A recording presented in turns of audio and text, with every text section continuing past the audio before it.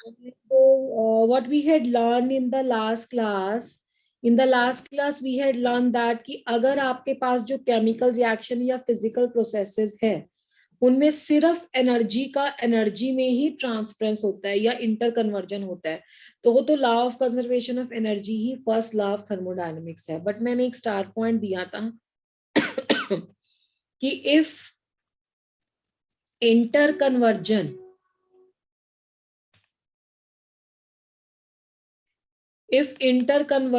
of energy and the mass, if the interconversion of the energy and the mass is there, then in the that circumstances जो आपका first law है वो दोनों को combine करके आएगा. मतलब वो law of conservation of energy, वो law of conservation of energy plus law of conservation of mass होगा, बच्चा अपनी अपनी जगह पे ये दोनों वैलिड हैं. अगर मास का मास में ही कन्वर्जन होता है और एनर्जी एनर्जी की दूसरी फॉर्म्स में ही कन्वर्ट होती है, means law of conservation of energy and law of conservation of mass both are valid, and the first law of thermodynamics is the law of conservation of energy only.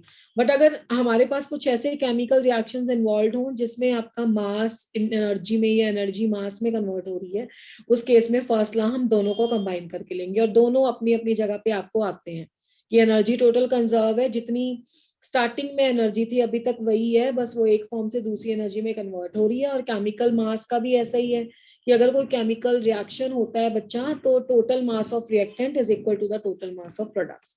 Now we are moving toward the mathematical statement of the first law. यहाँ से आएगा second numerical. Two numericals नहीं, two numericals we have done, तो this is the third one. पहला numerical हमने क्या किया था, डेल्टा एच और डेल्टा यू का रिलेशनशिप, कब दोनों इक्वल होंगे, कब डेल्टा एच डेल्टा यू से ग्रेटर देन होगा और कब डेल्टा एच डेल्टा यू से लेस है. सेकेंड वाला न्यूमेरिकल हमें आएगा डेल्टा एच डेल्टा यू और डब्ल्यू वाली इक्वेशन से, वो मैं आज करवाऊंगी इसके मैथमेटिकल स्टेटमेंट के साथ. और थर्ड वन मैथमेटिकल स्टेटमेंट से, mathematical statement of first law of thermodynamics. Mathematical statement of first law of thermodynamics. देखो बेटा, फर्स्ट लॉ ऑफ थर्मोडायनेमिक्स क्या कहता है, मैथमेटिकल स्टेटमेंट कैसे डिराइव करेंगे.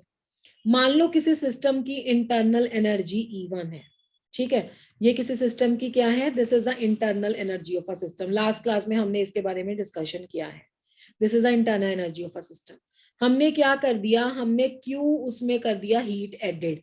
लास्ट क्लास में पढ़ा था बच्चा, हीट एडेड के लिए सिंबल क्या होता है, साइन कन्वेंशन क्या होता है, प्लस या माइनस, पॉजिटिव. पॉजिटिव होता है. Heat added to the system के लिए प्लस लिख दिया. W हमने इस पे वर्क परफॉर्म कर दिया, तो work done on the system भी क्या होता है, पॉजिटिव. बिल्कुल, work done on the system भी प्लस आ गया. तो अब इतना करने से उस सिस्टम की कुछ इंटरनल एनर्जी में चेंज आएगा ना, अगर हमने उसमें हीट भी ऐड कर दी है, उसमें वर्क डन भी कर दिया है. तो let now the new energy of the system is equal to E2. Is that clear, this equation, are you getting this equation, ये ग्रास्प हो रही है बच्चा. E1 उसकी एनर्जी थी, Q मैंने उसमें हीट ऐड कर दी, W उस पे वर्क डन कर दिया, तो अब उसकी एनर्जी कुछ चेंज हो जाएगी जो E2 हो जाएगी बच्चा. तो अब इसमें अगर मैं E2 माइनस E1 की वैल्यू देखूं तो क्या होगी, देखो E2 minus E1 is equal to Q plus W, yes और नो.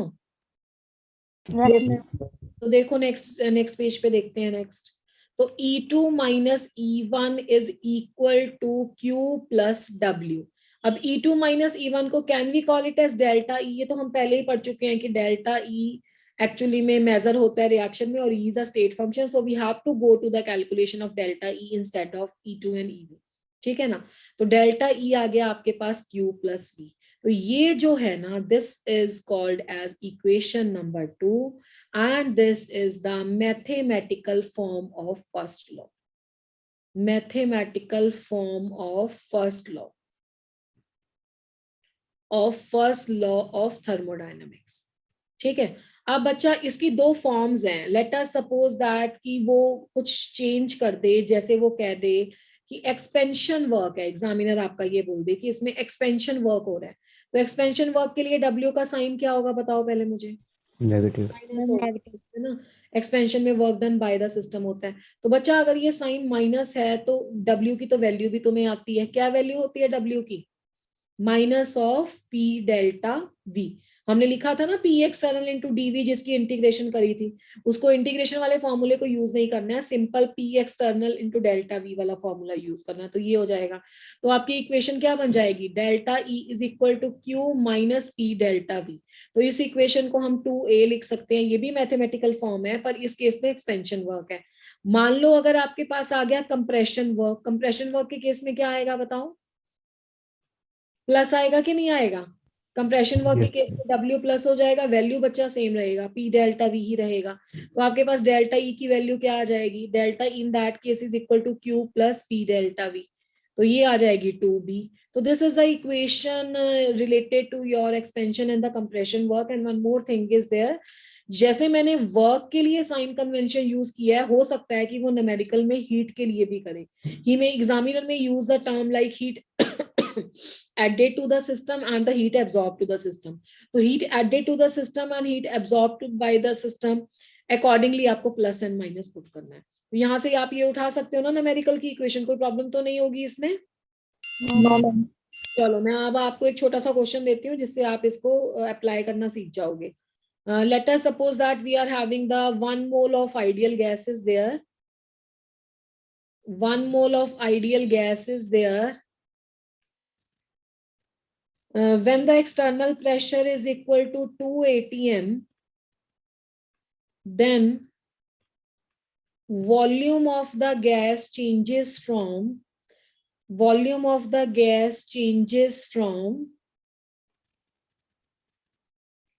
2 liter to 5 liter। ठीक है, if 100 joule of the heat is added to the system, added लिखा है मैंने, then calculate the change in internal energy,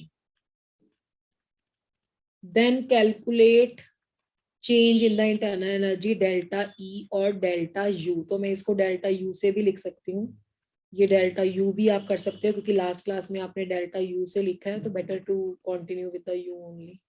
last sheet में भी मैं कर देती हूँ, अगर आप इसको U1 और U से करो तो भी ठीक है, कर सकते हो 1 2 से भी, इट्स ओके, कोई भी दोनों में से यूज कर सकते हो। ठीक है बेटा, चलो try to solve this numerical, what you will get as a result of this question।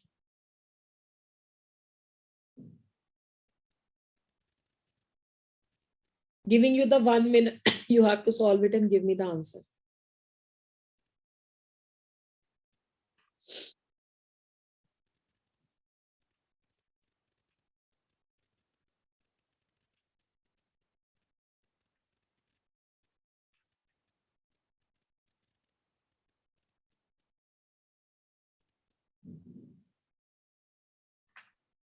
Has anybody done?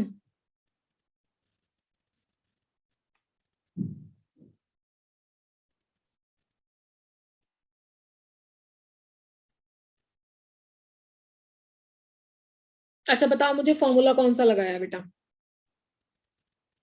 Ma'am expansion वाला। एक्सपेंशन वाला यानी कि 2A। Yes ma'am. ठीक है, डेल्टा E या डेल्टा U जो भी है, मैं U ही लिख देती हूँ। Let's continue with the same format that we had started yesterday. Delta U is equal to Q minus P delta V लगाया। अच्छा Q की वैल्यू किस में रखोगे, प्लस में रखोगे या माइनस में रखोगे, Q की वैल्यू हीट की वैल्यू प्लस में रखेंगे। क्यों, क्योंकि हमें कैसे पता प्लस में रखेंगे, this much amount of heat is added to the system, that means heat is being absorbed by the system। तो 100 जूल तो आ गया आपका प्लस में, माइनस प्रेशर एक्सटर्नल कितना है बच्चों, प्रेशर मैम एक्सटर्नल 94 जूल आ जाएगा मुझसे। नहीं आएगा, ध्यान रखो इसमें एक छोटी सी मिस्टेक कर रहे हो आप। 2 मल्टीप्लाइड बाय वॉल्यूम कितना आ जाएगा, 2 लीटर से 5 लीटर वॉल्यूम जा रहा है, तो फाइनल 5 माइनस 2 आ जाएगा, कितना आ जाएगा, 3 आ जाएगा, है ना। तो मैंने V2 माइनस V1 कर लिया है इसको, फाइनल माइनस इनिशियल, तो यहाँ पे आया एटीएम लीटर। कुछ ध्यान में आया मैंने कैसे लिखा है इसको? यहाँ पे क्या यूनिट है? जूल। जूल। यहाँ पे क्या यूनिट है? ATM litre. अब क्वेश्चन तो बहुत आसान है ना? हो सकता है एग्जामिनर दोनों जूल में ना दे, अगर तो वो ये बोल देता कि work done is this much joule, तो हम दोनों को प्लस माइनस आराम से कर लेते, बस साइन कन्वेंशन आनी चाहिए थी।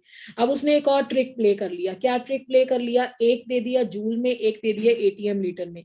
ATM litre and the joule both are the units of your work only, energy only, but there is a relationship. अब जब तक आपको रिलेशनशिप नहीं आता तब तक आपका क्वेश्चन नहीं होगा। तो वैसे तो वो आपको नहीं देगा, रिलेशनशिप दे देता है तो बहुत अच्छी बात है। 1 एटीएम लीटर जो होता है ना बेटा, वो 101.3 जूल के बराबर होता है। तो जब तक आप ये इंटर कन्वर्जन नहीं करते हो क्वेश्चन सॉल्व नहीं होगा। तो आपके पास ये तो चलो मैंने एक हाइपोथेटिकल सा क्वेश्चन बना के दे दिया है अपने से, अदरवाइज आंसर माइनस में कम ही आता है। जो भी आया आपको वही करना है, इट्स ओके। 100 जूल यहाँ से हो गया, तो -6 मल्टीप्लाइड बाई, इसको अप्रोक्सीमेशन में 101 ही ले लेते हैं, तो 100 माइनस 106, तो कितना आंसर आ जाएगा? -6 and that two is in joule. ठीक है, तो this is a change in the internal energy, मतलब आपके मैम सिस्टम। 606 नहीं आएगा? Oh, sorry. Yes, absolutely correct. This is 506, but all in minus. Yes, absolutely correct. बिल्कुल बिल्कुल, ये तो प्रिंटिंग एरर हो गया बच्चों। ठीक है, तो ये -506 आ जाएगा बिल्कुल जूल में। तो बस इस बात का ध्यान में रख लेना, बाकी साइन कन्वेंशन मुझे पता है, आप आराम से कर लोगे। ठीक है ना? तो इज दैट डन? ये येलो वाला पॉइंट में यहाँ पे स्टार मार देती हूँ, वैसे भी डिफरेंट कलर से है, आपको याद रह जाएगा। तो ये एक ध्यान में रखोगे कि एटीएम लीटर को जूल में कैसे कन्वर्ट करना है, रेस्ट फर्स्ट लॉ को आप अप्लाई कर सकते हो। Is that clear? Yes ma'am. चलें आगे। Yes ma'am. चलो एक छोटा सा न्यूमेरिकल और आपको दे देते हैं जल्दी जल्दी, थोड़ा सा आसान वे में साइन कन्वेंशन चेक कर लेते हैं। 500 जूल जो हीट है ना, that is evolved by the system, evolved by the system, ये याद रखेंगे पहले तो।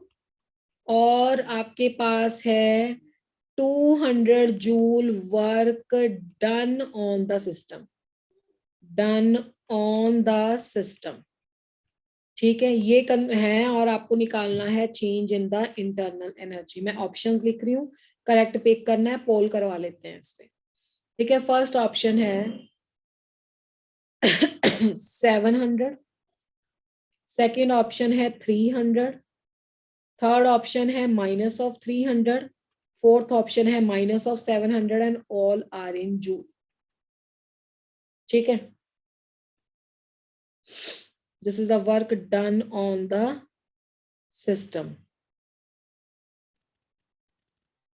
Let's check out the answer with the help of a poll.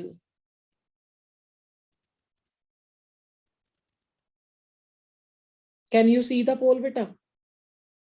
Yes ma'am. जल्दी जल्दी से आंसर करेंगे ताकि हम स्पॉन्टेनिटी पे आ जाएं फटाफट। Everybody present in the class has to answer.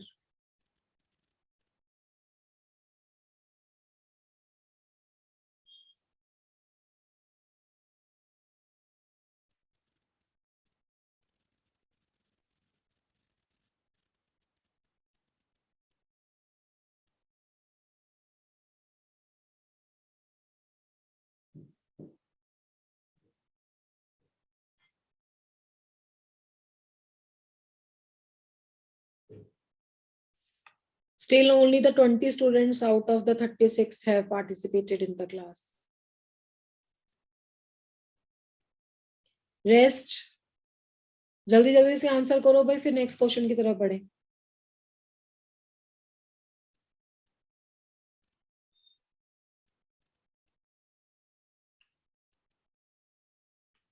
I have shared the result with you. Can you see it, beta?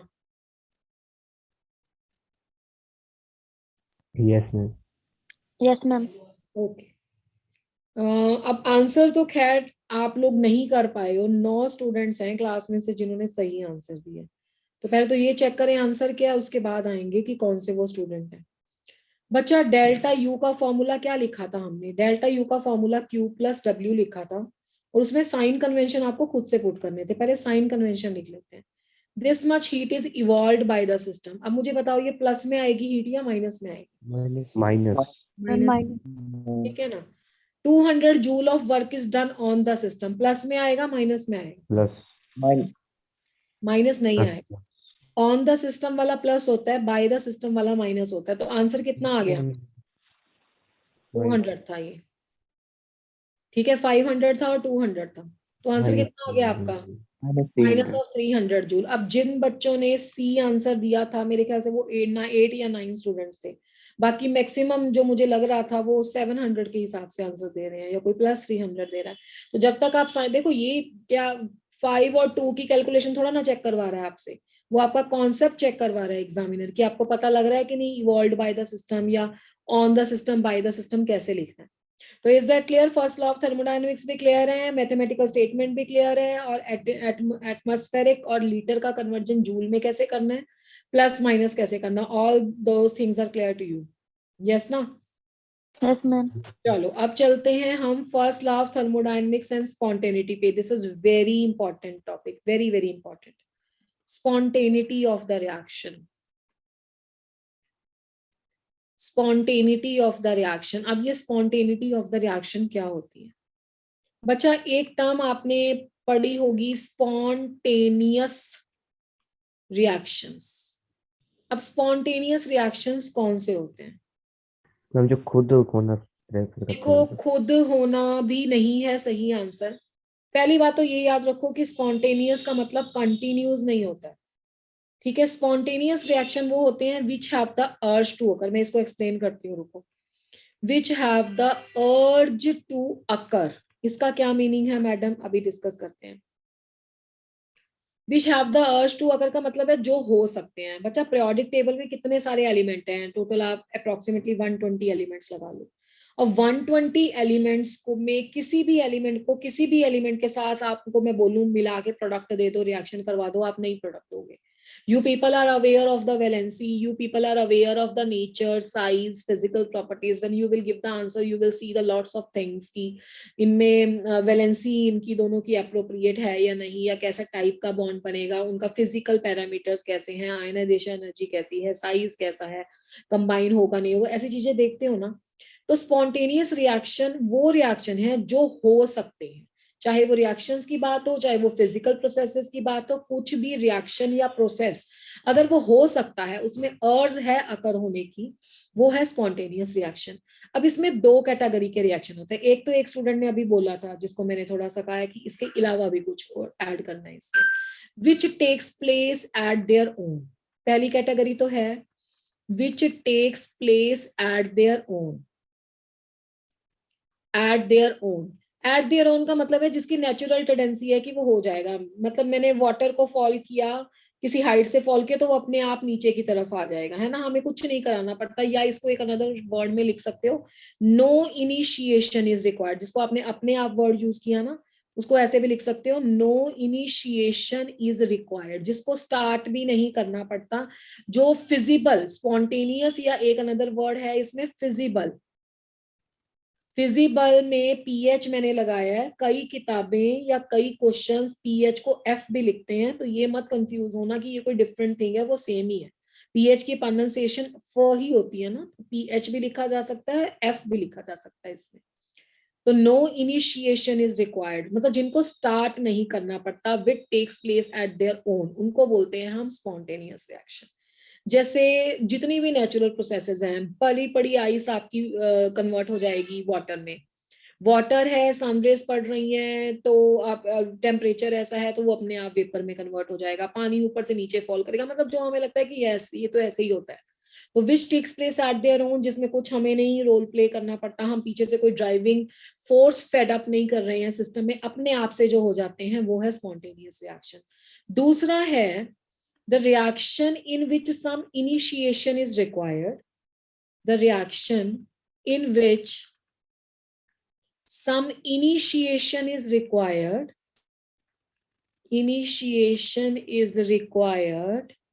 but once initiated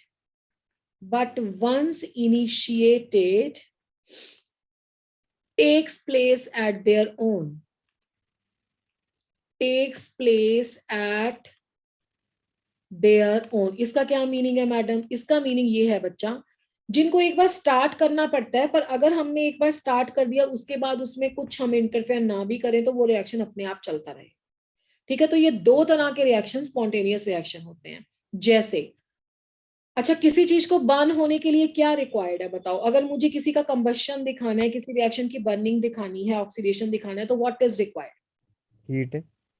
ठीक है, ऑक्सीजन ठीक है, उसे हीट करना पड़ेगा या हीट से ऑक्सीजन इज better? रिक्वायर्ड। हाँ, बिल्कुल बिल्कुल, ये सही आंसर दिया जिस बच्चे ने अभी दिया। बेटा, उस रिएक्शन को मुझे एक टेम्परेचर तक ले जाना पड़ेगा जिसको इग्निशन टेम्परेचर बोलते हैं ना, जिसपे कोई भी चीज जलना, ऑक्सीडाइज होना, बर्न होना स्टार्ट करेगी। ठीक है, ऑक्सीजन की रिक्वायरमेंट है और एक इग्निशन टेम्परेचर की रिक्वायरमेंट है, बिल्कुल सही है। अब देखो मेरे पास एक रूम है, उस रूम में मैंने कोल रखा हुआ है ना, तो कोल प्लेस्ड है, तो coal is a burning material. Everybody knows whenever the coal burn it will give us the energy, और इसका ऑक्सीडेशन पॉसिबल है। क्या उस रूम में ऑक्सीजन नहीं है? क्या है ना?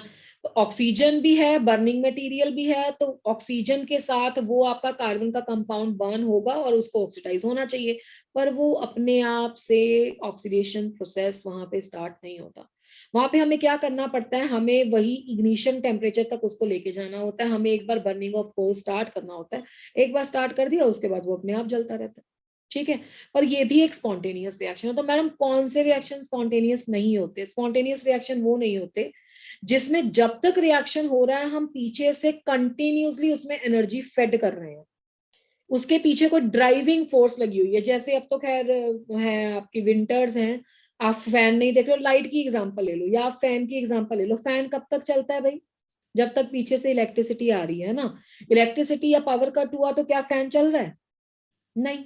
No, ma'am. तो कंटिन्यूसली एक टाइप की एनर्जी दूसरी टाइप की एनर्जी में कन्वर्ट हो रही है। पीछे से इलेक्ट्रिसिटी आ रही है, फैन को घुमा रही है, ठीक है, उसके जो हैंड्स हैं उनकी मैकेनिकल मोशन हो रही है उसमें, और आपका इंटर कन्वर्जन एनर्जी का हो रहा है। The movement we cut the power, the movement the supplies off, वो रिएक्शन बंद हो गया। तो जो रिएक्शन आपके कंटिन्यूसली उसके पीछे ड्राइविंग फोर्स लगा है, मतलब एक फॉर्म ऑफ एनर्जी दूसरी फॉर्म ऑफ एनर्जी में कन्वर्ट हो रही है, हम पीछे से उसमें सप्लाई दे रहे हैं, वो आपके स्पॉन्टेनियस की कैटेगरी में नहीं आते।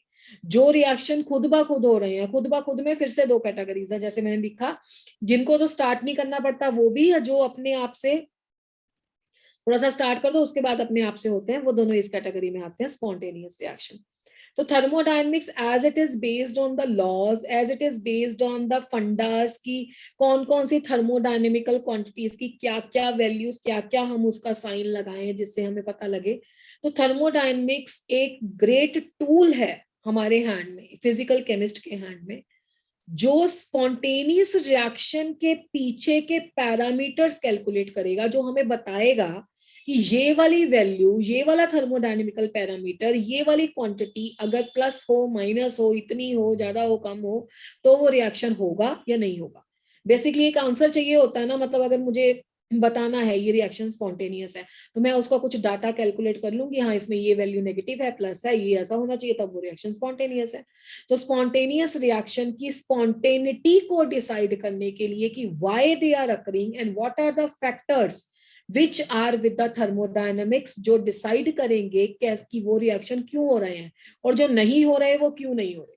तो ये बेसिक हमें इंफॉर्मेशन देगा थर्मोडायनेमिक्स। तो पहले सबको समझ आया कि स्पॉन्टेनियस रिएक्शंस क्या होते हैं? Yes ma'am. ठीक है, अब हम पढ़ेंगे जो मैं बोल रही थी कि this is the important topic. This is the criteria of the spontaneity on the basis of first law of thermodynamics. Criteria of spontaneity on the basis of first law of thermodynamics, basis of first law। बच्चा जी first law किसके साथ deal करता है बताओ मुझे? First law of energy thermodynamics, हाँ बिल्कुल सही, first law of thermodynamics energy के साथ डील करता है या नहीं करता, है ना? Thermo deals with the energy. अब कौन सी स्टेट स्टेबल होती है, लो एनर्जी की या हाई एनर्जी की? Lower. है ना, बिल्कुल ठीक। The first law of thermodynamics deals with the energy, and we no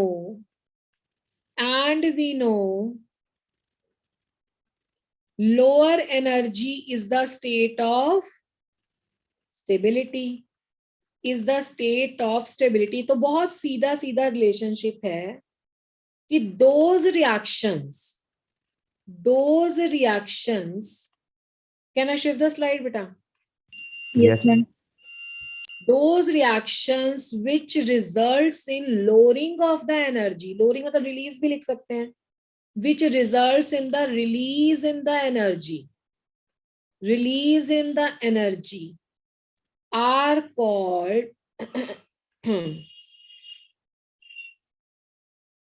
called spontaneous reactions। अब बच्चा जी कौन से रिएक्शन में रिलीज ऑफ एनर्जी होता है? जैसे मैंने A+B का रिएक्शन किया, C+D में कन्वर्ट हुआ, एनर्जी रिलीज हुई। तो एनर्जी रिलीज हुई तो उसको हम कैसे लिखते हैं? हीट रिलीज हुई है ना, हीट की फॉर्म में एनर्जी रिलीज हुई है। और हीट का फैक्टर कल हमने पढ़ा था, इसको क्या बोलते हैं? Change in enthalpy. Yes, of course, this is a change in enthalpy। तो चेंज इन एंथैल्पी अगर नेगेटिव है तो ऐसे रिएक्शन को भी एक नाम देते हैं ना बेटा? Exothermic reaction. बिल्कुल, एब्सोल्युटली करेक्ट। एक्सोथर्मिक रिएक्शंस वो रिएक्शंस है जिसमें एनर्जी रिलीज होगी। देखो अगर ये एनर्जी रिलीज हुई है तो पहले भी ये कहाँ पे थी एनर्जी? पहले ये रिएक्टेंट के पास थी, है ना? तो पहले रिएक्टेंट के पास थी, अब रिएक्टेंट प्रोडक्ट में बदल गए तो वो एनर्जी उन्होंने रिलीज कर दी। तो जो रिएक्शन आपके एक्सोथर्मिक रिएक्शन है उनमें एनर्जी रिलीज होती है, और उनमें जो आपके प्रोडक्ट है ना बेटा, उनमें प्रोडक्ट होगा लो एनर्जी का, और उनमें रिएक्टेंट क्या होगा? High energy. High So according to the, this is a very, very important statement, 5 star. According to the first law of thermodynamics,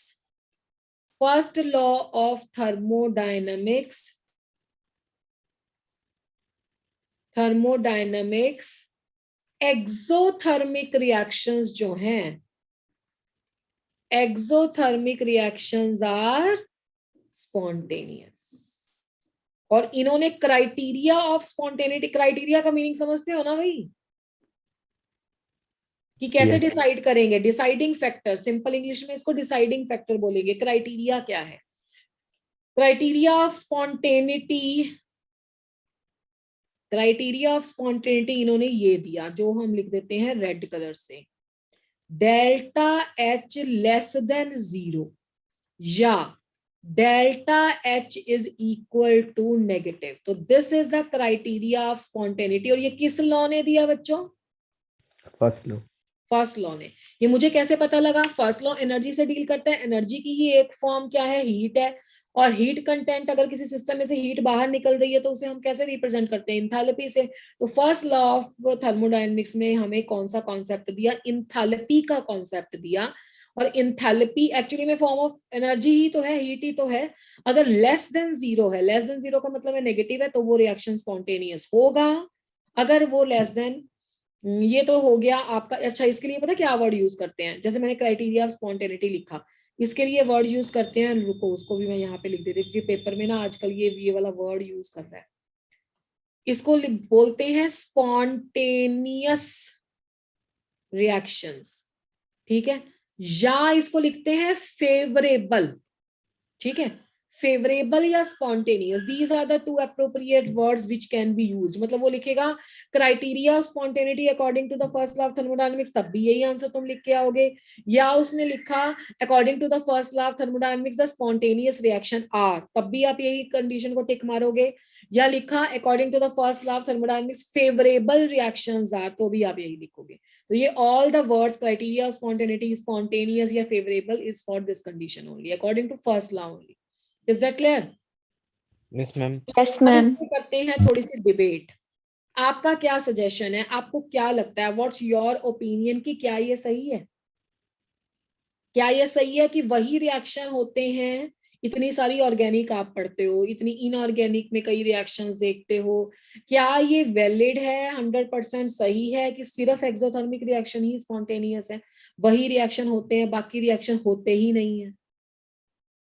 is it true? No ma'am. No ma'am. सब बच्चों को पता है कि जहां एक्सोथर्मिक रिएक्शन होते हैं वहां एंडोथर्मिक रिएक्शंस भी होते हैं। ऐसे भी रिएक्शन पॉसिबल हैं, प्रोबेबल हैं, स्पॉन्टेनियस हैं, जहां पे एनर्जी एब्जॉर्ब होती है। तो इसीलिए बोलते हैं कि ये स्टेटमेंट थोड़ी मैं लिख देती हूँ क्योंकि इंपॉर्टेंट है। First law of thermodynamics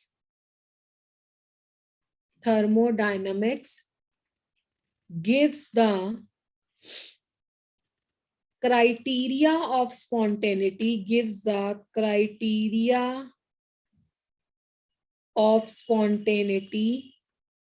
as delta H less than 0, but it is not the sole criteria. ये बात समझ में आ रही है? It is not Yes, ma'am. Sole criteria, मतलब ये एक जिसको बोलते हैं ना हिंदी में ठोस प्रमाण नहीं है, प्रमाण तो है। दिस मतलब कुछ रिएक्शंस ऐसे हैं जो डेल्टा एच नेगेटिव होता है और स्पॉन्टेनियस है। Yes, it is valid for some reactions, but this is not absolute, this is not 100% valid. कुछ एंडोथर्मिक भी होते हैं। तो यहां से हमारे पास प्रॉब्लम आई, यहां से प्रॉब्लम स्टार्ट हुई, जिसके लिए हमें लिखना पड़ा। वैसे तो मैं इसे फेलियर नाम दूंगी ही नहीं, मैं इसे नाम दूंगी लिमिटेशन, क्योंकि बहुत काफी वैलिड है फर्स्ट लॉ। तो we will write the word limitations of first law. तो पहली लिमिटेशन तो आपके पास ही लिखी है रेड कलर से, इसको थोड़ा सा लिख देते हैं। It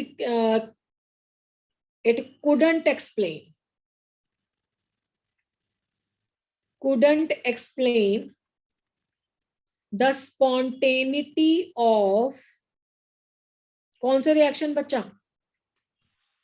endothermic. शाबाश, बिल्कुल एंडोथर्मिक, बिल्कुल जी।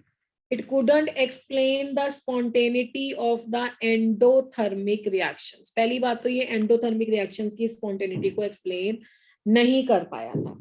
ठीक है, कुछ एंडोथर्मिक रिएक्शन भी होते हैं, स्पॉन्टेनियस भी होते हैं। दूसरी बात, आपको इक्विलिब्रियम के बारे में थोड़ा बहुत ज्ञान है बच्चों? Yes ma'am.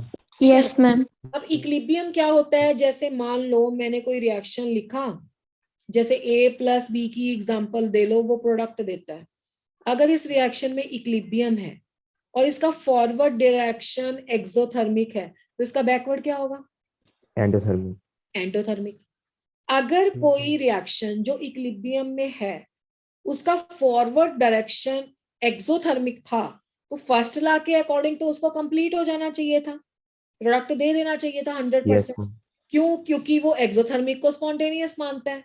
पर ऐसे रिएक्शंस ने भी क्या किया, कंप्लीशन तक नहीं गए, उल्टा बैकवर्ड आए और उस डायरेक्शन में आए जो स्पॉन्टेनियस नहीं थे। अब इसके अकॉर्डिंग अगर मैं ये कंडीशन लिख दूं, तो मैं इसको क्या लिखोगे? इतने तो हो आप लोग एक्टिव की, इसको नॉन स्पॉन्टेनियस लिखोगे, हाँ या ना?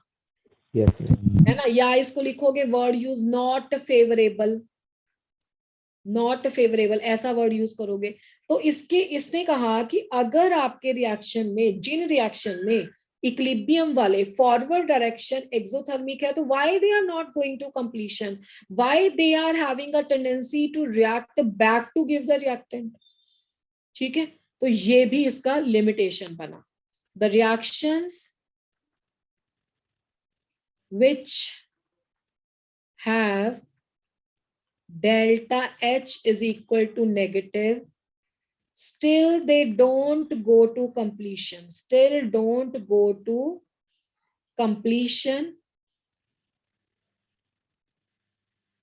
and the equilibrium gets established।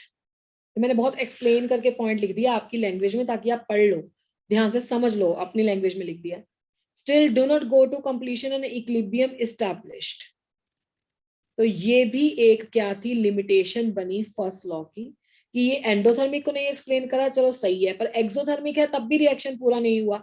और इसका ये आता है, मतलब बुक्स में लिखा हुआ ना कि रिएक्शन कंप्लीशन तक क्यों नहीं जाते, इक्विलिब्रियम क्यों आ जाता है, ये नहीं एक्सप्लेन कर पाया। Third and very very important thing, third वाला पॉइंट ना बहुत ध्यान से सुनना तुम लोग, ठीक है? कई रिएक्शंस ऐसे होते हैं जिसमें रिएक्शन में हीट चेंज होता ही नहीं है ना।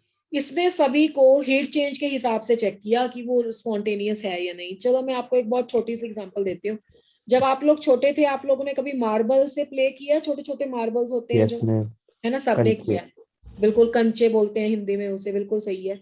अब देखो, वो मेरे पास, मान लो मेरे पास कुछ मार्बल्स के हैं पीसेस जिसमें ब्लैक और व्हाइट कलर के मार्बल्स हैं, ठीक है। ब्लैक और व्हाइट कलर के मार्बल्स को ना मैंने एक बॉक्स में रखा है, ये मेरे पास बॉक्स है और बीच में मैंने ना एक छोटी सी पार्टीशन बनाई है, एक साइड ब्लैक कलर के मार्बल है, एक साइड व्हाइट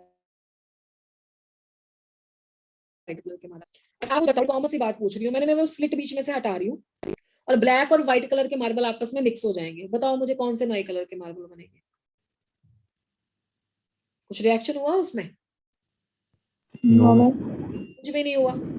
इतने तो हमारे बच्चे समझदार हैं कि ब्लैक और व्हाइट कलर के मार्बल्स मिक्स के कुछ नए कलर के मार्बल थोड़ा ना बना रहे हैं, कोई केमिकल रिएक्शन नहीं हो रहा है, बस मैंने क्या किया, सिर्फ उसको मिक्स किया है। और आपने इस प्रोसेस पे अगर कभी ध्यान दिया होगा, जब आप उसमें से स्लिट रिमूव करते हो ना, उसमें से पार्टीशन को हटाते हो ना, and when they are going to move and when they are you can say having a more space ना, तो वो एक रैंडम सा अरेंजमेंट ले लेते हैं, मतलब जितनी स्पेस हो सके आराम से वो स्पेस ऑक्युपाई कर लेते हैं। उसमें हीट का तो कोई कंसेप्ट आया ही नहीं, है ना, हीट का कोई कॉन्सेप्ट नहीं आया है। आपके पास ना हीट रिलीज हुई है ना हीट एब्जॉर्ब हुई है। तो कई बार सिस्टम में क्या होता है कि कोई बॉन्ड ऐसा ब्रेक नहीं हो रहा है, कोई नया बॉन्ड ऐसा बन नहीं रहा है, या अगर ब्रेक या बन रहा है तो सेम स्ट्रेंथ है। रिएक्शन में हीट का कोई कॉन्सेप्ट नहीं है, एनर्जी की कंसिडरेशन ही नहीं है। बस वो सिस्टम क्या है, एक फ्री स्टेट एक्वायर कर लेता है, एक रैंडम स्टेट एक्वायर कर लेता है आराम से। जो पीसेस पहले छोटे छोटे बॉक्सेस में बंद थे, स्लिट हटा दी तो बहुत बड़ा उनको ग्राउंड मिल गया, बहुत बड़ा उनको प्लेटफॉर्म मिल गया, बहुत बड़ा उनको बॉक्स मिल गया, उसमें आराम से वो काफी काफी स्पेस लेके एक दूसरे से काफी डिस्टेंस पे रहते हैं। ठीक है, तो जहां पे एनर्जी का कंसेप्ट ही नहीं है, उनकी स्पॉन्टेनिटी को एक्सप्लेन कैसे किया जाए? बात समझ में आ रही है नहीं आ रही है? तो थर्ड पॉइंट क्या हुआ, it could not explain spontaneity of reactions which do not involve any change in the delta H or any form of energy। समझ में आई बात? ठीक है, किसी भी फॉर्म ऑफ एनर्जी जिसमें कोई चेंज आता ही नहीं है, उसकी स्पॉन्टेनिटी के लिए ये चुप था फर्स्ट लॉ कि हमें नहीं पता। नेक्स्ट पॉइंट कर दूं स्लाइड शिफ्ट बेटा? Yes, ma'am. अच्छा चलो, फोर्थ पॉइंट क्या कहता है? फोर्थ पॉइंट भी इंपॉर्टेंट है। एक साइंटिस्ट था, ये मैं फोर्थ पॉइंट बाद में लिखूंगी, ये इससे रिलेटेड है, वो बता देती हूँ। मैं 1 मिनट पिछली स्लाइड करना। हाँ हाँ कर रही हूँ, चलो तब तक मैं बोलती हूँ, आपको जो पढ़ना है पढ़ लो। एक साइंटिस्ट था, जिस साइंटिस्ट का नाम था जेम्स जूल। जेम्स जूल ने फॉलिंग वेट्स के साथ एक एक्सपेरिमेंट किया था, जिसमें ना डन मैम। डन ओके, जिसमें उसने प्रूव किया था कि same amount of work done produces the equal amount of heat irrespective of the fact how the work is done। आपको हीट और जूल में रिलेशनशिप आता है? What is the relationship between the heat and the work? कभी नहीं सुना 1 calories is equal to 4.2 joule? Yes miss. सबने सुना होगा 186 होता है, मैंने 4.2 लिख दिया। जब भी 4.2 जूल वर्क होगा तो कितनी हीट प्रोड्यूस होगी? 1 कैलोरी। 1 calorie. मेरी स्टेटमेंट को ना मैं 3-4 बार बोलूंगी, ध्यान से सुनना, तब ये पॉइंट समझ आएगा। जब भी 4.2 जूल वर्क हुआ तो कितनी हीट प्रोड्यूस हुई? 1 कैलोरी। 1 कैलोरी। यानी कि वर्क हीट में कन्वर्ट होता है। उसने कहा कैसा भी वर्क डन हो हमेशा इतनी ही हीट प्रोड्यूस होगी। तो ये law of conservation of energy को अगर चलाया जाए तो वर्क और हीट की बात हो रही है, तो दोनों यू कैन से कंजर्वेशन तो होना चाहिए। अब क्या हुआ, all the times when this much amount of the work is done, this much amount of heat is produced, but the reverse is not true। reverse is not true मतलब 1 calorie of heat को किसी भी तरीके से 4.2 joule of work में inter conversion इसका possible नहीं था। और ये बात आपको पता है, आपको क्या पता है कि एनर्जी का मेटीरियलाइजेशन, जो कि किसका काम था? आइंस्टाइन का। एटॉमिक स्ट्रक्चर में हमने इसका थोड़ा सा ज्ञान लिया था E is equal to mc square पढ़ा था कि एनर्जी जो आपकी एनर्जी की फॉर्म में हो गई ना हीट, तो वो मास तो आपका जब इतना वर्क डन हुआ तो वो इतनी हीट में कन्वर्ट हो गया, पर अभी तक 1 कैलोरी को कंप्लीटली 4.2 जूल वर्क में बैक कन्वर्ट करने का मतलब है कि एनर्जी का मेटीरियलाइजेशन करना। वो तो हमें पता है प्रेजेंट डे में भी जो whatever the work the Einstein has done, all that work is written only, is a theoretical only. Inter conversion 100% तक पॉसिबल नहीं है। अगर 100% तक पॉसिबल होता भाई तो प्रॉब्लम ही क्या है, फिर तो सारे मैटर को एनर्जी बना देते, कहीं से कहीं भी पहुंचा देते। ठीक है ना, पता ना आपको ये नहीं हो पाता।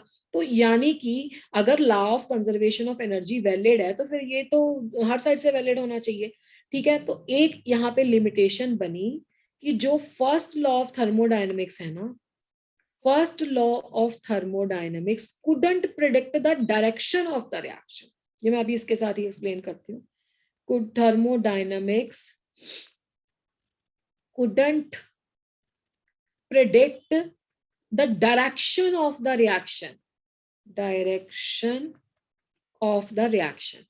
Law of conservation of energy अगर वैलिड है तो ये भी एक एनर्जी की फॉर्म ही तो है, इसको इसमें कन्वर्ट हो जाना चाहिए, इसको इसमें कन्वर्ट हो जाना चाहिए, पर यही इसमें कन्वर्ट होता है। तो ये डायरेक्शन में तो वैलिड है, ऑपोजिट डायरेक्शन में वैलिड नहीं है। तो किस डायरेक्शन में वैलिड है, किस डायरेक्शन में वैलिड नहीं है, या मोस्टली जहां पे मेटीरियलाइजेशन होना है एनर्जी का, वहां पे ये लॉ काम नहीं कर पाया था। ठीक है, तो this was a fourth limitation of the first law of thermodynamics. ये आपको समझ में आए मैंने चारों पॉइंट्स कैसे लिखे हैं? Yes ma'am. ठीक है ना, तो ले दे के हमारे मेन जो फोकस रहेगा स्पॉन्टेनिटी पे रहेगा। वैसे तो न्यूमरस हैं बट वो इस चैप्टर के बियॉन्ड है, हमें ये इतने ही पॉइंट पढ़ने हैं जो हमें इस चैप्टर में करने हैं। तो these were the limitations of the first law of thermodynamics. But हाँ, ये अभी तक ट्रू है कि थर्मोडायनेमिक्स ने बहुत अच्छा फर्स्ट लॉ ने पैरामीटर दिया था which is delta H enthalpy change, जो काफी काफी हद तक एप्लीकेबल था। तो यहाँ तक सभी स्टूडेंट्स को क्लियर है? Yes ma'am. चलो अब हम क्या करते हैं, before we go to the second law of thermodynamics as we have done the limitations, मुझे ना कुछ आपको प्रोसेसेस पढ़ानी है। जैसे इसमें कुछ कंप्यूटेशन आता है, आइसोथर्मल। आज फिर फर्स्ट लॉ का सारा कंप्लीट हो जाएगा, नेक्स्ट क्लास में सेकेंड लॉ होगा। Isothermal reversible expansion of gas, isothermal reversible expansion of gas, ये हैं प्रोसेसेस। ये सब अभी फर्स्ट लॉ पे रिलेटेड है, हमने फेलियर इसका लिख लिया है। इससे कुछ कंप्यूटेशंस आती हैं क्वांटिटीज की। Isothermal reversible expansion of gas, expansion भी करेंगे और यहाँ पे कंप्रेशन भी करेंगे। ठीक है, अब देखना ध्यान से बेटा, in the isothermal reversible expansion of gas क्या कांस्टेंट है? टेम्परेचर। बिल्कुल सही जी। आइसोथर्मल प्रोसेस है तो कांस्टेंट होगा हमारे पास टेम्परेचर। तो टेम्परेचर कांस्टेंट है बच्चों, तो डेल्टा टी क्या होगा फिर? बताओ तो जल्दी। जीरो। मैथ्स पढ़ते हैं हम, डेल्टा टी इज जीरो। अब ये जो इंटरनल एनर्जी होती है ना आपकी, इंटरनल एनर्जी को कौन से सिंबल से लिखा? यू से। यू ई कोई भी यूज कर लेना। Internal energy is the function of the volume and the temperature. ठीक है, मैं आपको ना नेक्स्ट क्लास में एक स्क्वायर भी बना दूंगी जिसे थर्मोडायनेमिक स्क्वायर बोलते हैं, जिससे ये पता लगता है कि कौन सी क्वांटिटी किससे वेरी होती है। तो पेपर में कई क्वेश्चन उससे डायरेक्टली भी लग जाते हैं। तो इंटरनल एनर्जी है फंक्शन ऑफ टेम्परेचर। तो बच्चा जी अगर टेम्परेचर कांस्टेंट है तो change in the internal energy भी तो जीरो होगा। Yes ma'am. ये समझ में आ रहा है? Internal energy is a function of temperature as temperature is constant. Temperature change नहीं हो रहा तो इसका मतलब है डेल्टा, इस पे लगाएंगे, आप अप्लाई कर सकते हो अगर आपको करना है तो। डेल्टा यू क्या हो जाएगा? डेल्टा ऑफ टी का फंक्शन होगा और ये भी तो जीरो ही हो जाएगा ना, तो डेल्टा यू भी जीरो। तो सबसे पहले तो ये क्वांटिटी ध्यान में रखना कि आइसोथर्मल प्रोसेस के लिए जो डेल्टा यू है वो जीरो होता है और डेल्टा टी भी जीरो होता है। मैं इन्हें बॉक्स में बंद कर रही हूँ, आपको फाइनल पेपर के लिए इनमें ध्यान रखना है। शिफ्ट कर दें स्लाइड? Yes ma'am. चलो, तो डेल्टा यू भी जीरो, डेल्टा टी भी जीरो। अभी तक तो हम पहुंचे हैं यहाँ। अच्छा H क्या होता है? Change in enthalpy. U plus PV लिख लूं, कोई प्रॉब्लम तो नहीं है इसमें? No ma'am. चलो ठीक है, अच्छी बात है। बच्चा अगर मैं 1 मोल ऑफ आइडियल गैस लूं, 1 मोल ऑफ आइडियल गैस, तो 1 मोल ऑफ आइडियल गैस के लिए PV is equal to RT चलेगा क्या? यस। Yes, ma'am. मैं इसको RT बराबर लिख दूं, लिख देते हैं जी। डेल्टा ले लो, delta H, delta U, delta RT, delta U R, delta T। सबको पता है ना R कांस्टेंट होता है, universal gas constant. Yes. Yes, ma'am. अब डेल्टा U की वैल्यू कितनी है बताना जरा मुझे। 0। 0. डेल्टा T की वैल्यू भी बताना मुझे। 0. आंसर क्या आ गया? 0। तो एक चीज और ऐड कर लो, डेल्टा H भी क्या है? 0। तो पहली क्वांटिटी ये, दूसरी क्वांटिटी ये, तीसरी क्वांटिटी ये। कौन सी प्रोसेसेस है बच्चों? Isothermal reversible expansion of gases. अच्छा अब मुझे बताओ जरा फर्स्ट लॉ ऑफ थर्मोडायनामिक्स की मैथमेटिकल स्टेटमेंट। मैम इसमें हमने रिवर्सिबल वर्ड क्यों यूज किया? सिंपल मैं अभी आइसोथर्मल बताती हूँ, एक्सपेंशन। अभी बताती हूँ, ये कर लो, लाइन लिख लो, फिर बताती हूँ बेटा। फर्स्ट लॉ ऑफ थर्मोडायनामिक्स बताओ फटाफट से, जल्दी स्टेटमेंट बताओ। डेल्टा, फर्स्ट लॉ की स्टेटमेंट क्या थी? U is equal to Q Q plus plus W। W। ठीक है, अब यहाँ पे ना दो छोटी छोटी चीजें हैं जो पूरे चैप्टर में आपको याद रखनी है। मैं यहाँ, मुझे पहले ही बता देनी चाहिए थी, और शायद पता भी हो आपको। ये जो हीट है ना Q, आपको तो पता है सब फॉर्म ऑफ एनर्जी ही है। अगर heat change at constant pressure होता है ना, तो उसे हम डेल्टा H कहते हैं। ठीक है, और अगर heat change at constant volume होता है ना, तो उसे हम डेल्टा U कहते हैं। ये बहुत छोटी छोटी चीजें हैं, कई बार न्यूमेरिकल आपके माइंड से प्ले करता है। वो क्या कहता है, वो सीधा इंथैल्पी की वैल्यू नहीं देता। ये जेई मेरे ख्याल से कोरोना से पहले वाला जो पेपर था ना, उसमें आया हुआ है question, combustion of I think ethane से क्वेश्चन था। Delta H is equal to delta U plus delta NgRT वाला फॉर्मूला लगना था। और मैंने शायद उसका वीडियो सॉल्यूशन भी दिया हुआ होगा शायद यूट्यूब पे भी। तो उसमें पता क्या किया था उसने, क्वेश्चन बहुत आसान था। उसमें उसने QP लिखा हुआ था, इंथैल्पी चेंज सीधा नहीं दिया हुआ। मतलब उसने ये नहीं बोला change in enthalpy is this, उसने बोला heat change at constant pressure is this much, heat change at constant volume is, या heat change at constant volume is this much and heat change at constant pressure you have to calculate. ऐसा question था। और ethane का combustion था, क्या करना था? Ethane के कंबस्शन की equation C2H6 plus oxygen carbon dioxide water आ गया, डेल्टा Ng निकालना, और QV की वैल्यू रखी तो QP निकाल दिया। अब क्वेश्चन बहुत आसान था, बच्चे क्यों स्टक कर गए? जिनको ये नहीं पता था। तो QP और QV एक्चुअली में कुछ नहीं है, ये हीट की ही फॉर्म है, एनर्जी की ही फॉर्म है। अगर कांस्टेंट वॉल्यूम पे होता है तो डेल्टा U, और कांस्टेंट प्रेशर पे होता है तो डेल्टा H। अब देखो, delta U is equal to Q plus W होता है, this is the first law of thermodynamics. तो डेल्टा U को हमने 0 रख लिया क्योंकि हमें पता था, यहां से आ गया हमारे पास, is equal to Q plus W। तो बेटा इस क्वेश्चन में Q की वैल्यू कितनी आ गई? माइनस ऑफ W आ गई कि नहीं आई? Yes, ma'am. अच्छा मुझे बताओ W का आंसर क्या होता है? आइसोथर्मल रिवर्सिबल एक्सपेंशन का ये आंसर तो मैंने पहले दिन ही करवा दिया था, जब कल ही करवाया है, जिसमें हमने एक एक्सप्रेशन वर्क डन के लिए ड्राइव किया था। किसी ने लर्न किया अभी? -2.303 log ऑफ V2/V1, याद है कि नहीं बच्चों? यस। ठीक है, ये फॉर्म आ गया। और माइनस माइनस क्या हो जाएगा? Plus. Plus, plus 2.303 log of V2/V1, या इसको P1/P2 भी लिख सकते हो। तो ये आ गई आपकी Q की वैल्यू। अगर Q की वैल्यू मेरे पास है तो W की वैल्यू क्या होगी? इसकी रिवर्स होगी कि नहीं होगी? बस माइनस ही तो लगेगा उसमें, वो तो पहले ही मैंने तुम्हें करवा दिया था आइसोथर्मल वाला फॉर्मूला। -2.3 log of V2/V1। तो ये आपका आंसर आ गया क्या? वर्क का।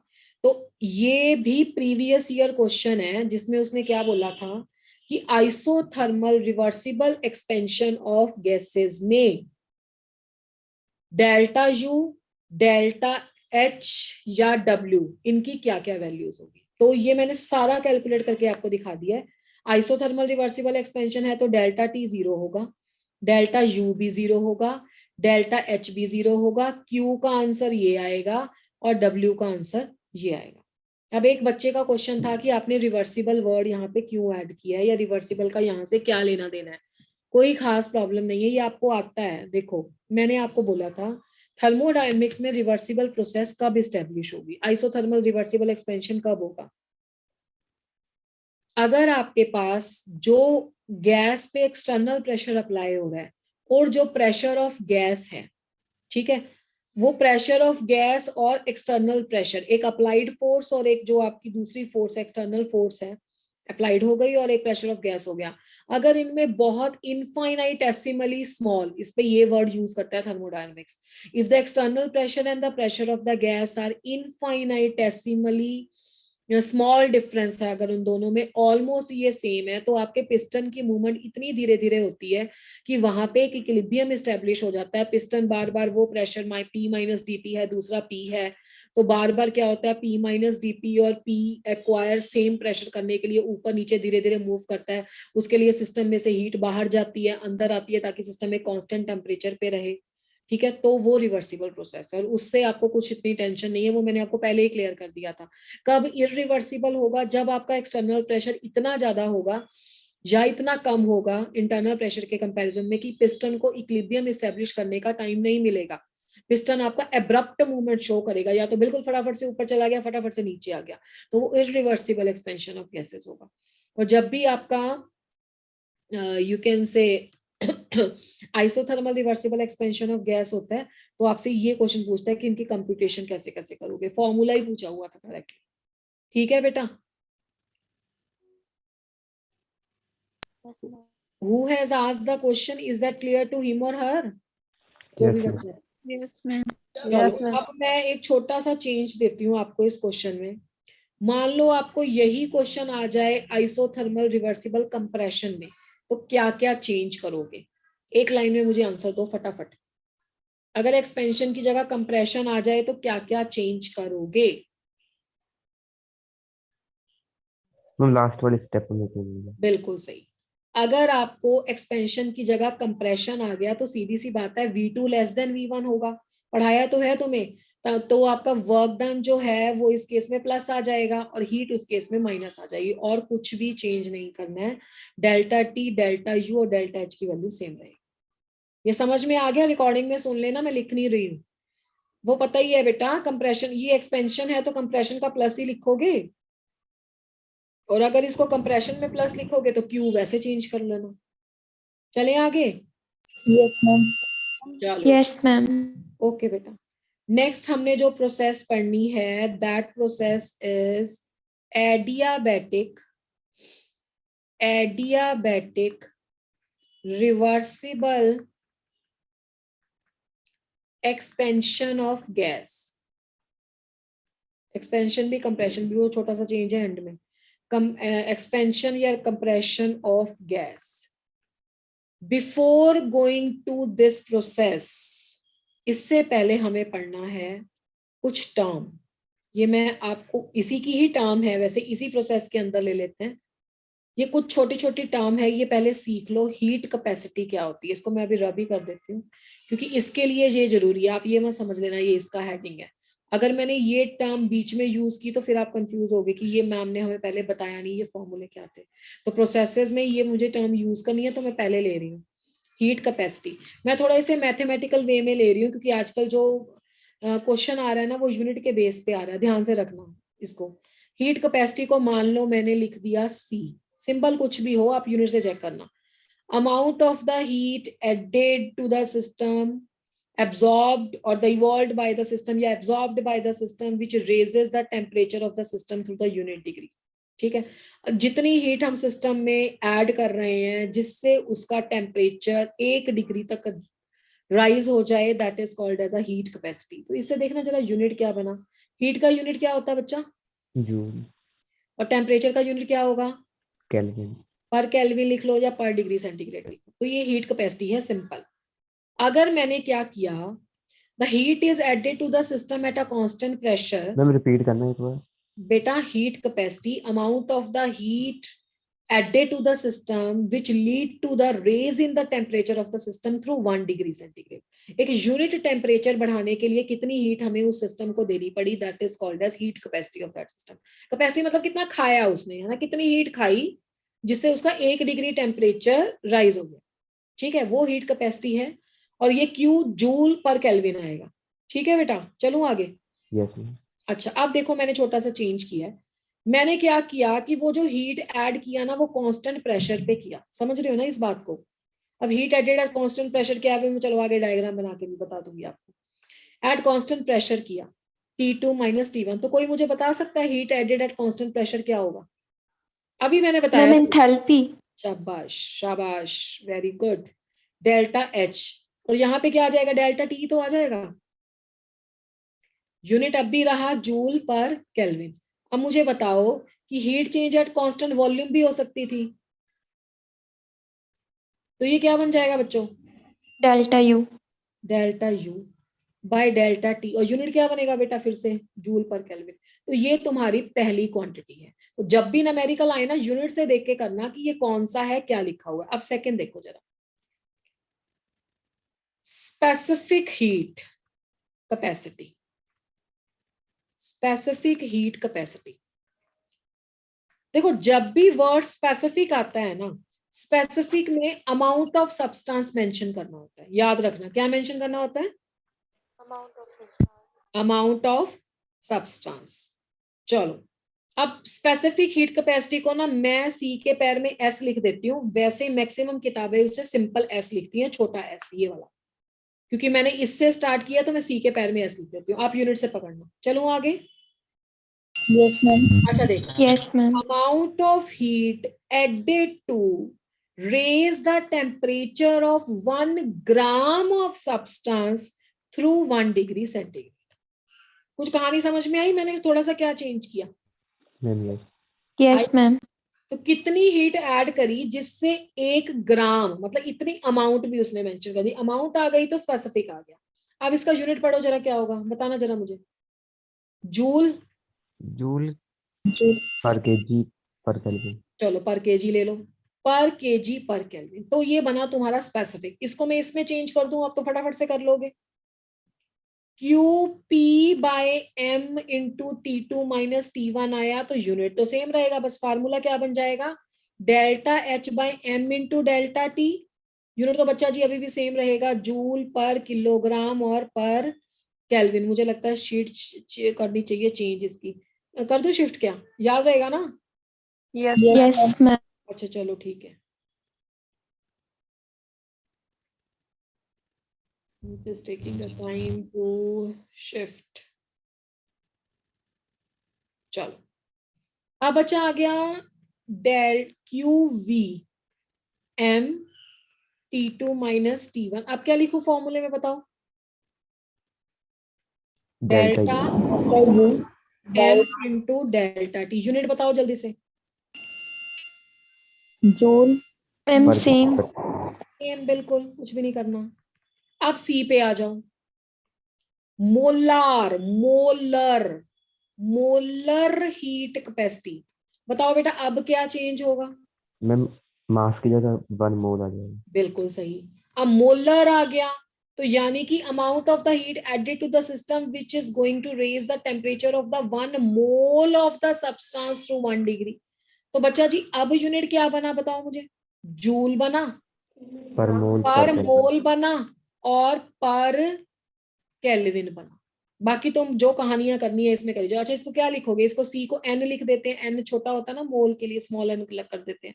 तो अगर बच्चा तुम इस पे, हाँ कई बुक्स ना इसे ऐसे भी लिखती है, जैसे सी एन लिखा ना उसके साथ कॉमे पे पी लगा दिया, मतलब कांस्टेंट प्रेशर है, वो आप पहचान लोगे यूनिट से। It hardly matters. तो T2 माइनस T1। अब बताओ क्या यूनिट अब आएगा? डेल्टा H आएगा कि नहीं आएगा? N आएगा कि नहीं आएगा? डेल्टा T आएगा, यूनिट तो सेम आएंगे। अब CNV क्या आएगा? वो QV आएगा, N आएगा, T2 माइनस T1 आएगा, और क्या आएगा तुम्हारे पास? Delta U by N into delta T। Unit same आएगा। तो अब सब टाइप की हीट कैपेसिटी आ गई है ना आपको। सिंपल हीट कैपेसिटी में आपने सिर्फ आपका जूल और केल्विन का यूज किया था। उसके बाद बच्चा स्पेसिफिक में आपने अमाउंट ऑफ सब्सटेंस जो मास लिया था ग्राम किलोग्राम में, और यहाँ पे हमने क्या ले लिया, मोलर में number of moles. Is that clear ना? Yes, ma'am. Yes, ma'am. ये क्वेश्चन जो मैं नेक्स्ट करवा रही हूँ ना, वो थर्मोडायनेमिक्स में भी है यहाँ पे, और फिजिक्स में भी आप पढ़ते हो। Relation between CP and CV, relation between CP and CV. अब सीपी एंड सीवी में कौन सा बड़ा होगा, पहले तो इसको थोड़ा सा थर्मोडायनेमिकली एनालाइज कर लेते हैं। We are having a less time left, थोड़ा सा जल्दी करना पड़ेगा। ये मेरे पास एक बीकर है, प्रोसेस को समझना। I want right all these theories, मैं सिर्फ बोल के करा दूंगी, आ भी जाएगा आपको, बहुत इजी है। ये मेरे पास 2 बीकर है बच्चा, ठीक है, दोनों में गैस है, don't consider it as a water. यहाँ पे मैंने पिस्टन लगाया, मैंने सिस्टम को हीट सप्लाई की at constant volume.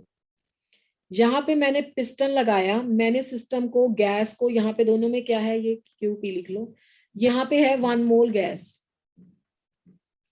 1 mole of ideal gas. अब देखो पहले ये वाला केस कर लेते हैं, राइट वाला, ठीक है। अब मैंने इसको हीट सप्लाई की, कौन मुझे बताएगा हीट सप्लाई करने से गैस को क्या होगा, सबसे पहले जल्दी जल्दी बताओ। हीट सप्लाई करने से देखो पहले तो गैस, अगर सिंपल लैंग्वेज से इवेपोरेट होगी। इवेपोरेट तो बाद में देखते हैं, पहले क्या होता है, गैस कैसे इवेपोरेट होगी, गैस तो एक्सपेंड होगी ना बच्चा, वाटर नहीं है ये, गैस है गैस। अच्छा चलो कोई बात नहीं, पहले जब हीट सप्लाई करेंगे तो गैस के मॉलिक्यूल्स की इंटरनल एनर्जी बढ़ेगी, सीधी सी बात है ना, इतना तो समझ में आएगा। इंटरनल एनर्जी बढ़ेगी, तेज तेज भागेंगे, तेज तेज भागेंगे, कोलाइड करेंगे, कोलाइड करेंगे तो प्रेशर क्रिएट करेंगे, तो यहाँ पे जो इंटरनल प्रेशर ऑफ गैस होगा वो प्रेशर ऑफ गैस होगा ना।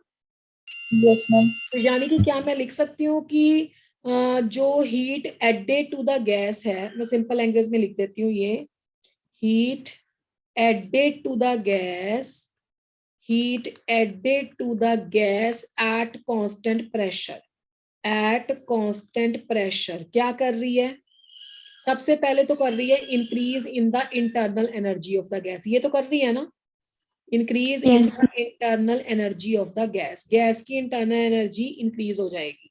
अब गैस की इंटरनल एनर्जी इंक्रीज हो जाएगी तो पहले तो गैस के मॉलिक्यूल एक दूसरे को, जो धीरे चल रहे थे वो फास्ट मूव करेंगे, वो पता है आपको, kinetic energy is the measure of temperature के बढ़ाने से बढ़ती है, तो इसका मतलब है तेज भागेंगे, कोलाइड करेंगे, ठीक है। अब कोलाइड करने से प्रेशर क्रिएट करेंगे, तो अगर आपका एक्सटर्नल प्रेशर P कांस्टेंट है तो पहले तो गैस के मॉलिक्यूल्स की इंटरनल एनर्जी बढ़ी, वो तेज भागे, ठीक है। अब क्या हुआ कि एक टाइम ऐसा आएगा कि जो आपका प्रेशर ऑफ गैस है ना, ये एक्सटर्नल प्रेशर तो बढ़ नहीं रहा, एक्सटर्नल प्रेशर तो कांस्टेंट है, तो एक टाइम आएगा कि इसका एक्सटर्नल प्रेशर को इंटरनल प्रेशर एक्सीड कर जाएगा, गैस के पिस्टन को भी वो जोर से धक्का मारेंगे, ऊपर चला जाएगा। इज इट दैट क्लियर और नॉट?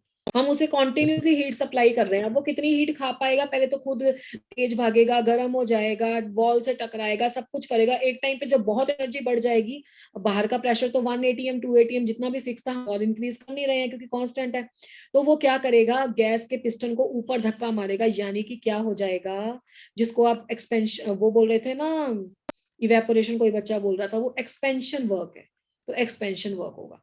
तो इसका मतलब है जो heat added at constant pressure थी उसने 2 काम किए, इसने एक तो इंटरनल एनर्जी इसकी इंक्रीज की, है ना, इंटरनल एनर्जी चेंज जो है वो बढ़ा, पॉजिटिव लिख देते हैं इसे, इंटरनल एनर्जी इसकी इंक्रीज हुई, प्लस उसमें कौन सा वर्क हुआ, वर्क एक्सपेंशन हुआ। ये 2 काम करता है, यानी कि इतनी सारी एनर्जी वो गैस ले पाएगी, इतनी हीट वो ले पाएगी, एब्जॉर्ब कर पाएगी। अब आ जाओ इधर,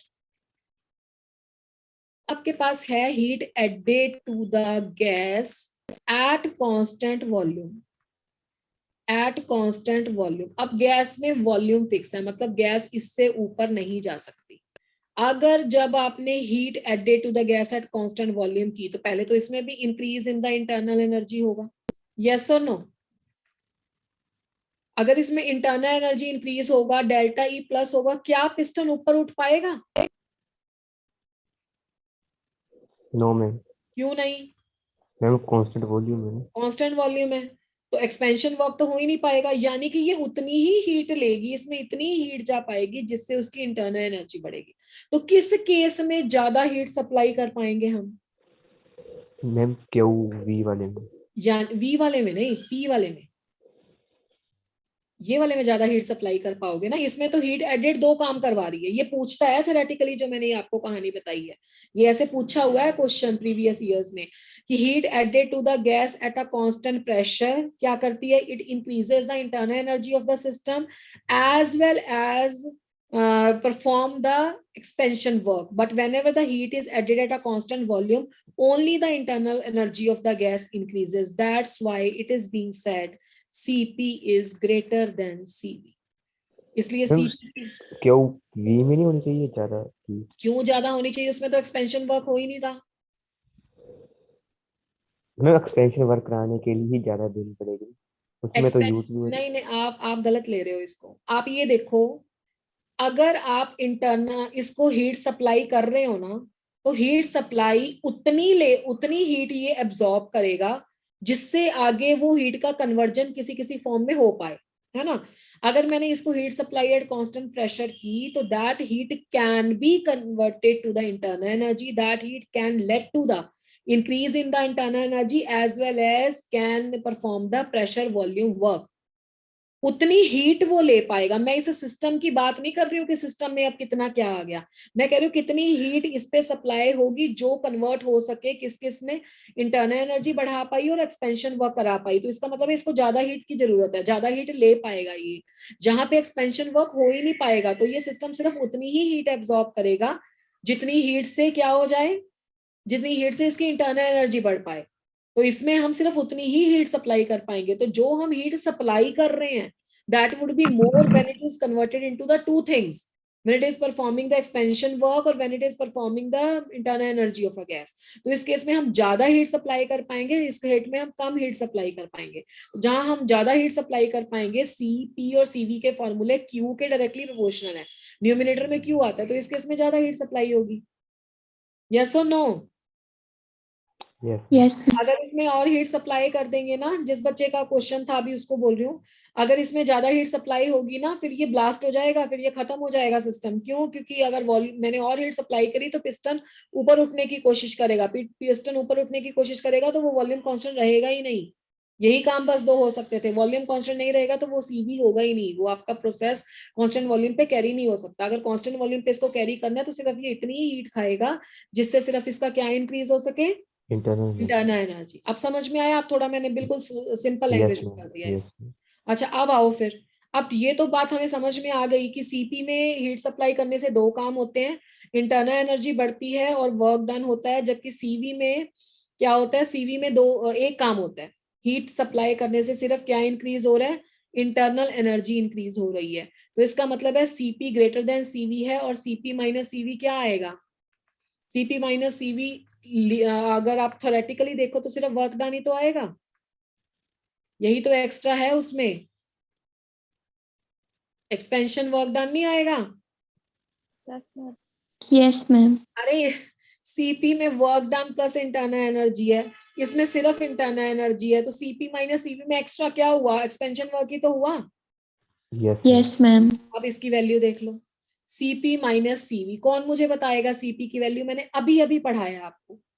सीपी की वैल्यू क्या पढ़ाई थी, delta H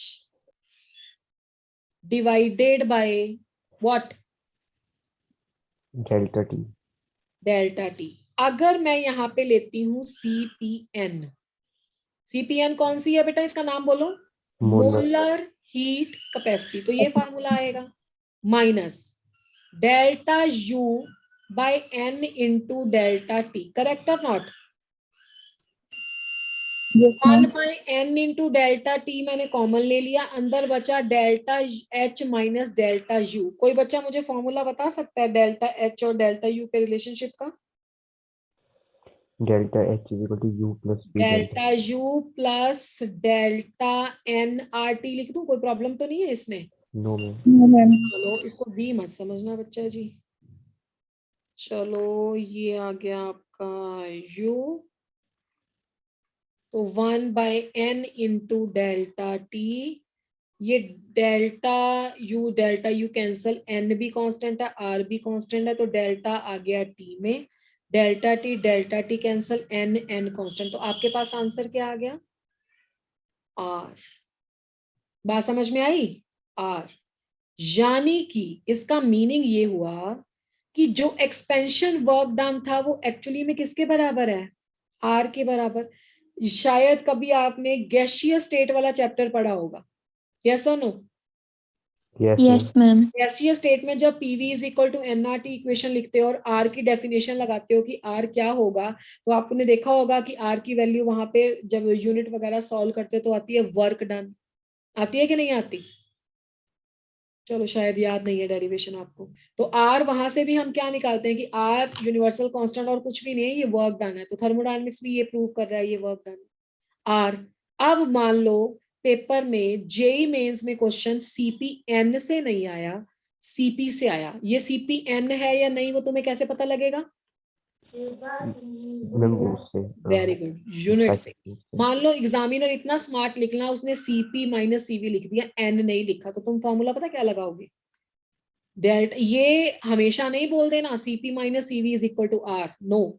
when Cp and Cv are the molar heat capacities, then Cp minus Cv is R, but when they are only heat capacities, molar नहीं है, तो आंसर क्या आएगा? Delta H by delta T minus delta U by delta T, 1 by delta T common, delta H minus delta U। थोड़ा click कर ला होगा, क्या आंसर आएगा?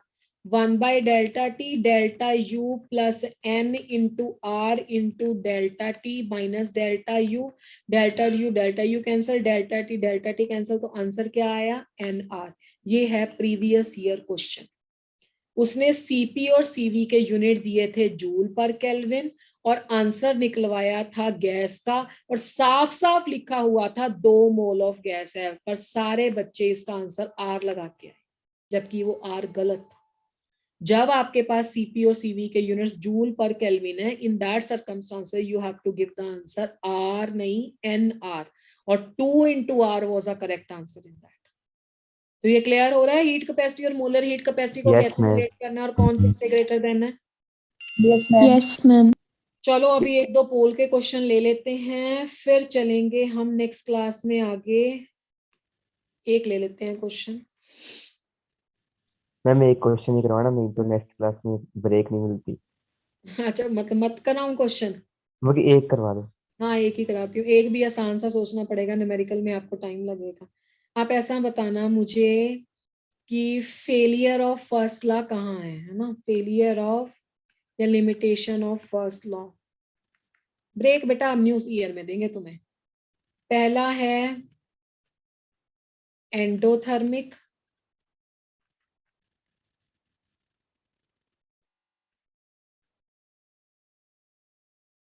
Endothermic, exothermic. किसमें फर्स्ट लॉ फेल नहीं हुआ था, चल गया काम आपका? रिवर्सिबल और डायरेक्शन प्रिडिक्शन। मैंने बहुत जल्दी बहुत इजीली क्वेश्चन दे दिया है। डायरेक्शन प्रिडिक्शन किस केस में फर्स्ट लॉ का फेलियर नहीं गिना जाएगा? फर्स्ट लॉ एप्लीकेबल है, जल्दी जल्दी से करो, एक ही क्वेश्चन ले लेते हैं बस। जितनी जल्दी आंसर दोगे बेटा। दिख रहा है पोल क्या? एरर शो कर रहा है। ओ माय गॉड, चलो कोई बात नहीं, हम नेक्स्ट वाला दे देते हैं, हमारे पास आज है। अब देखो, अभी अभी तो आया एक आधे बच्चे का answer.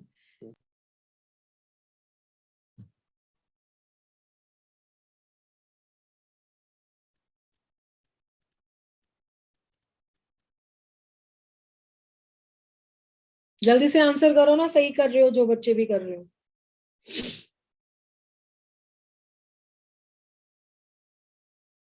No need to send the answer in a chat box if you are having the poll before you.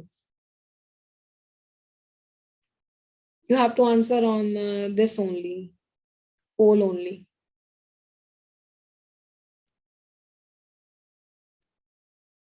And who has sent the answer, that is absolutely wrong. चलो, काफी बच्चों ने ठीक आंसर दिया है, मेजोरिटी ने तो, but कुछ ने गलत भी दिया है। और इतना आसान क्वेश्चन अगर आप गलत करते हो तो कैसे चलेगा? एक्सोथर्मिक के रिएक्शन में वैलिड था, एंडोथर्मिक में, रिवर्सिबल में और डायरेक्शन प्रेडिक्शन में ये सक्सेसफुल नहीं था. This is all for today. We'll meet you, I think, in next week. We don't have any class in this week. So I hope you people are enjoying the thermodynamics. समझ में आ रहा है? अच्छा लग रहा है बच्चा? Yes, ma'am. Yes, ma'am. So all the very best. आपको टेस्ट भी होगा आपका संडे को. Now we'll meet you in our next year. Okay. Yes, मैं ma'am. Happy new year Yes. In advance. Happy New Year, beta. May God bless all of you with a grand success in your life. Happy Thank you, New Year ma'am. to all of you. God bless you all. Thank you, ma'am. Thank you, beta. Thank you, ma'am. Thank you जी. मुझे किसी को host भी बनाना है. रुकिए. Yes. Thank you ji. Thanks a lot.